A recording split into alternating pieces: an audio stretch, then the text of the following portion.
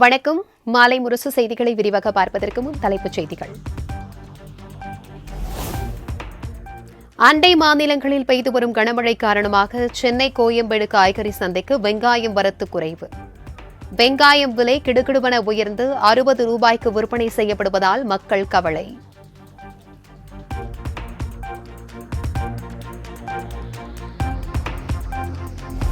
விநாயக சிலைகளை கரைக்க கட்டணம் நிர்ணயித்த தமிழ்நாடு மாசுபாட்டு கட்டு வாரியம் மறுப்பு.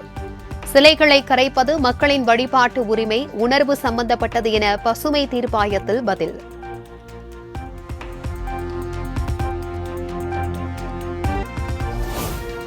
சொத்து குவிப்பு வழக்கில் மறு விசாரணைக்கு தடை கோரி அமைச்சர்கள் தங்கம் தென்னரசு, KKSSR ராமச்சந்திரன் தொடர்ந்த வழக்கு உச்சநீதிமன்றத்தில் இன்று மீண்டும் விசாரணை.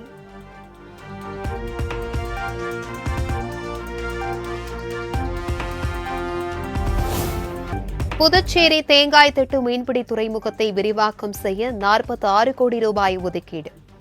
துறைமுகங்களில் பணிகளை தொய்வின்றி குறிப்பிட்ட கால அவகாசத்தில் முடித்து பயன்பாட்டிற்கு கொண்டுவர முதலமைச்சர் ரங்கசாமி உத்தரவு.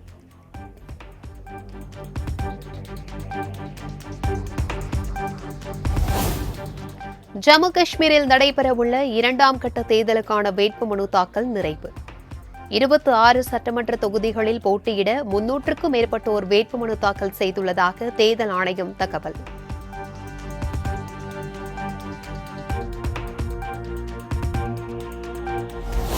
ஆந்திரா மற்றும் தெலங்கானா மாநிலத்தில் 1.8 லட்சம் ஏக்கர் விளைபயிர்கள் வெள்ளத்தில் மூழ்கி சேதம். வெள்ளப்பகுதிகளை பார்வையிட்ட மத்திய வேளாண் அமைச்சர் சிவராஜ் சிங் சௌகான் தகவல்.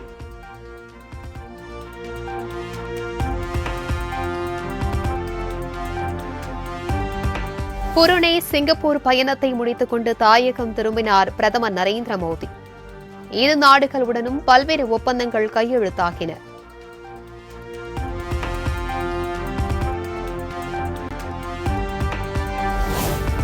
பயங்கரவாதத்திற்கு எதிராக ஒருங்கிணைந்து போராட இந்தியாவும் சிங்கப்பூரும் கூட்டாக சேர்ந்து முடிவு.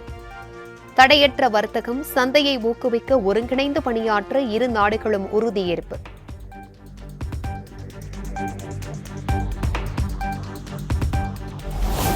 மூன்று நாள் பயணமாக அமெரிக்கா புறப்பட்டு சென்றார் மக்களவை எதிர்க்கட்சித் தலைவர் ராகுல் காந்தி. டல்லாஸ் மற்றும் வாஷிங்டனில் பல்வேறு துறை சார்ந்த நிபுணர்களை சந்திக்க உள்ளதாக தகவல்.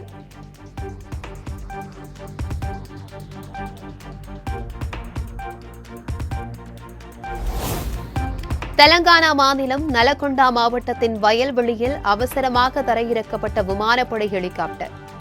திடீரென தொழில்நுட்ப கோளாறு ஏற்பட்டதால் தரையிறக்கப்பட்டதாக தகவல்.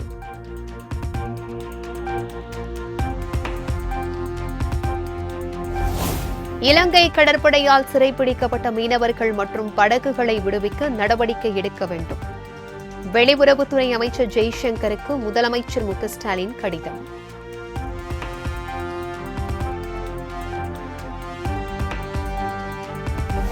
ஹேமா கமிட்டி அறிக்கை தொடர்பாக தாக்கல் செய்யப்பட்டுள்ள அனைத்து மனுக்களையும் விசாரிக்க தனி அமர்வு. கேரள உயர்நீதிமன்றத்தில் பெண் நீதிபதி உள்பட 5 நீதிபதிகளை கொண்ட அமர்வு விசாரிக்க தீர்மானம்.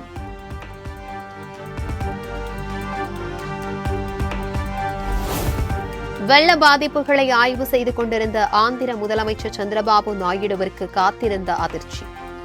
திடீரென அவ்வழியாக எக்ஸ்பிரஸ் ரயில் ஒன்று வேகமாக வந்ததால் பரபரப்பு.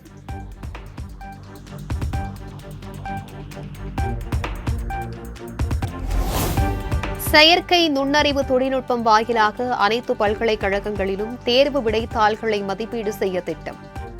விரைவில் செயல்பாட்டிற்கு வரும் என தமிழக திட்டக்குழு உறுப்பினர் செயலர் சுதா தகவல்.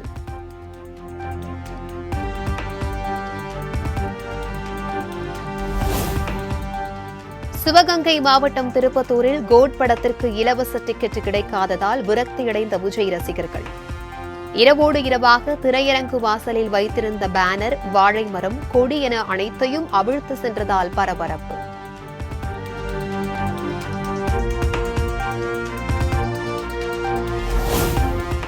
தமிழகம் மற்றும் புதுச்சேரியில் வரும் 11ஆம் தேதி வரை மிதமான மழைக்கு வாய்ப்பு.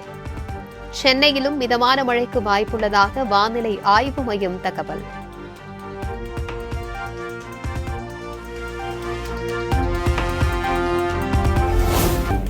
விழுப்புரம் மாவட்டத்தில் 1 மணி நேரத்திற்கு மேலாக இடியுடன் கூடிய கனமழை. சாலைகளில் தண்ணீர் பெருக்கெடுத்து ஓடியதால் வாகன ஓட்டிகள் அவதி.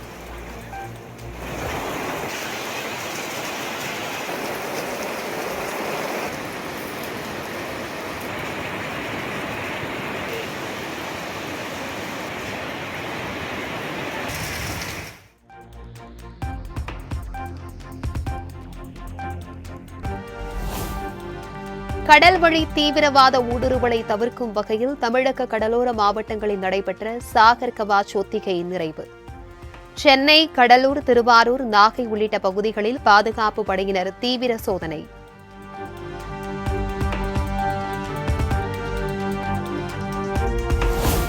மருத்துவர்கள், சமூக ஆர்வலர்கள் உள்ளிட்டோர் மேற்கு வங்க ஆளுநர் ஆனந்த் போஸை நேரில் சந்தித்து மனு அளிப்பு. மருத்துவ மாணவி படுகொலை வழக்கில் விரைந்து தீர்வு காண வலியுறுத்தல்.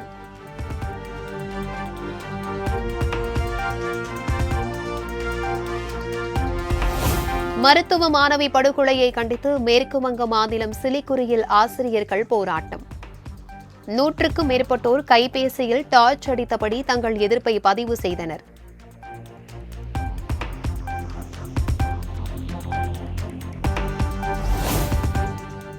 நாளை இயக்கப்படும் சென்னை புறநகர் ரயில்கள் ஞாயிற்றுக்கிழமை அட்டவணைப்படி இயக்கப்படும். விநாயக சதுர்த்தி பண்டிகையை ஒட்டி தெற்கு ரயில்வே அறிவிப்பு.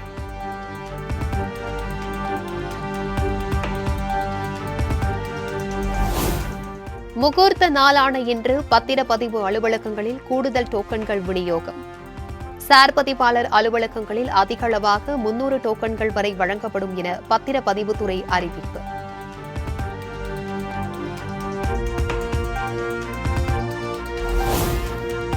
விநாயக சதுர்த்தியை முன்னிட்டு நாளை சார்பதிவாளர் அலுவலகங்கள் இயங்காது. பதிவுத்துறை தலைவர் தினேஷ் பொன்ராஜ் ஆலிவர் உத்தரவு.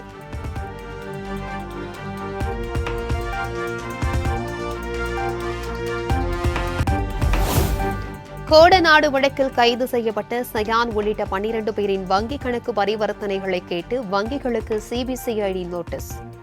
குடும்பத்தினர் மற்றும் நெருங்கிய உறவினர்களின் வங்கி பரிவர்த்தனை விவரங்களையும் கேட்டிருப்பதாக தகவல்.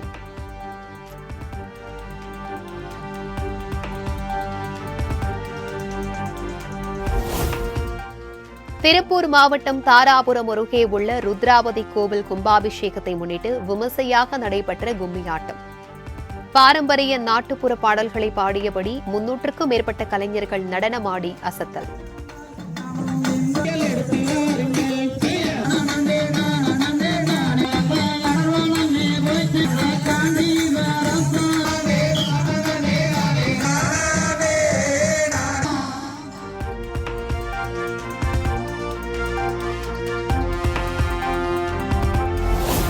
சிங்கப்பூரில் இந்தியா சார்பில் திருவள்ளுவர் கலாச்சார மையம் அமைக்கப்படும்.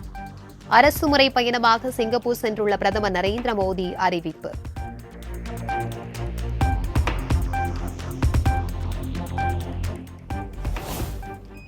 இந்தியாவில் சாலைகளில் விதிமீறல் தொடர்ந்து கொண்டுதான் இருக்கிறது என மத்திய அமைச்சர் நிதின் கட்கரி குற்றச்சாட்டு. 2022ஆம் ஆண்டு மட்டும் தலைக்கவசம் அணியாமல் இருசக்கர வாகன ஓட்டியவர்கள் விபத்தில் சிக்கி 50,000 பேர் உயிரிழந்துள்ளதாக தகவல்.